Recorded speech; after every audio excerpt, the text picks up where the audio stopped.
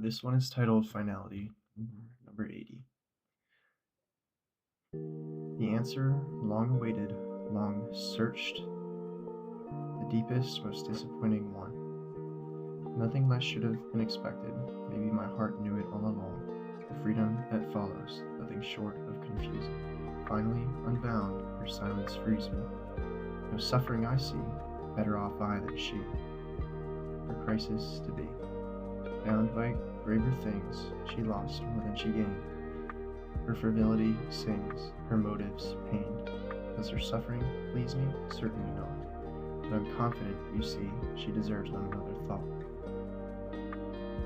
So the rhythm of that one is a little funky, but it's one of those where I just kind of needed to say what I needed to say.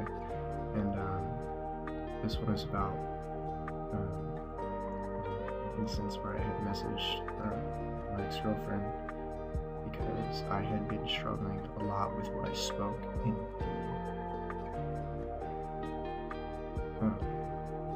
well, I don't even know if that video is going to be released, but I had written a short story about how I was struggling with a lot of desire to view her in a good light, but also a lot of this hatred that naturally arose out of the things that I was seeing that weren't necessarily reflective of what I wanted to believe, if that makes any sense.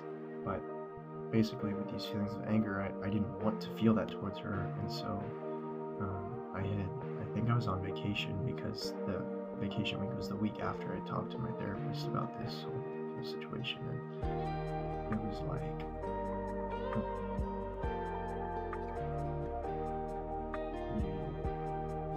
well, I messaged her saying like, hey, I'm gonna send you a message later today. You don't even need to read it. I just need to send it for my own peace. And I essentially sent her a message saying that like, look, I've been really struggling with all these feelings of anger because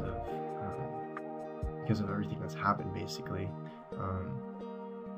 Like I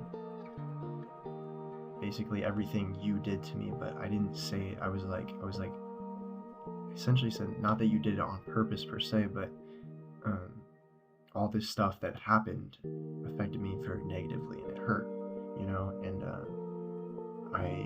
I think I basically should have asked for an apology from her, like a recognition of what happened, what transpired, and I had also said in conjunction with that if I had caused any pain, then I want to own up to that. So please don't feel hesitant to like reciprocate that back. But that was like the conclusion my therapist and I had come to, because it was like I was struggling with this so much. It was like I needed a recognition that it wasn't on purpose, basically. That like, because I just didn't want to go crazy with the fact that this girl that I had loved so much would just turn face and like do this to me. But then this poem is about how I sent the message and no response, and in a way it was like kind of freeing, because it was technically the more negative interaction. It was like, oh well, crap, it was on purpose. Like, oops. But in a sense, it was also an answer, and so in a sense, it was peace.